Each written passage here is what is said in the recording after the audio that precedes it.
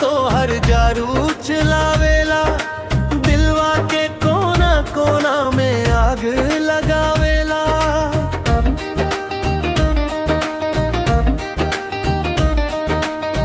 जब तू हंस के देखेलू मनवा बहक जाला। कारी कारी अखियां तो हर जान ले जाला।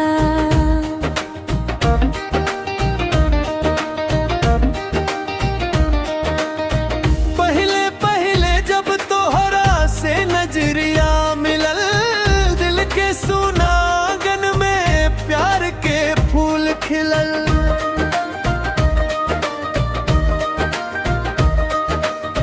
तोहरे बातन में मिठास गुड़ से मीठ लागे, तोहरे बिना ए सजनी अब ना कुछो भावे। जान भी फीका लागे तोहरे रूप के आगे, तोहरे खातिर दिलवा हरदम सपना सजावे। रात भर जागी जागी तोहरे याद सतावेला। कारी कारी अखियां तो हर जान ले जाला। कारी कारी अखियां तो हर जादू चलावेला, दिलवा के कोना कोना में आग लगावेला।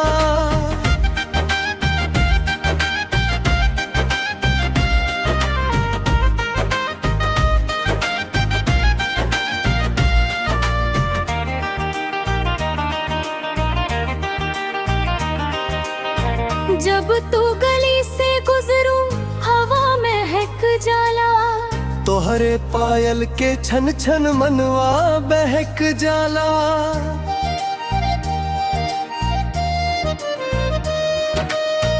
लाल लाल ओठवा पे हंसी जब सज जाला, सच कहे दिलवा दुनिया भुला जाला। तोहरे खातिर सजनी गीतवा बनावतानी, दिल के हर धड़कन में तोहरा बसावतानी।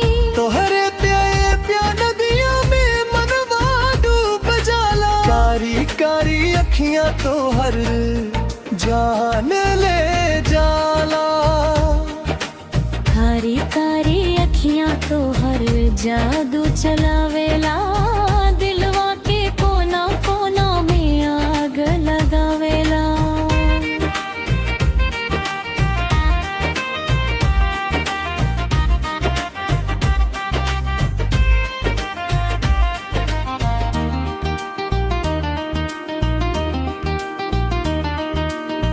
सावन के फुहार जैसन तोहार प्यार लागे, सूखल दिल के बगिया में बहार लागे।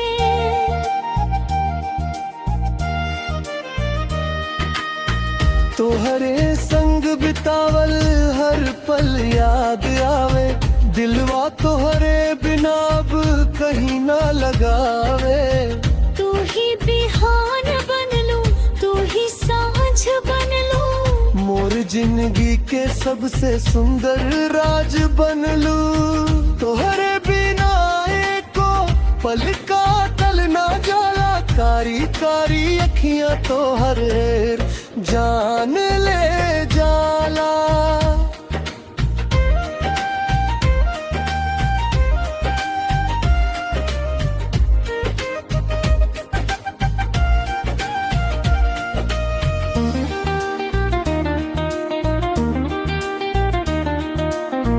रब से इतने मांगी साथ तोहार मिल जावा। जन्म जन्म खातिर हमके प्यार तोहर मिल जाला।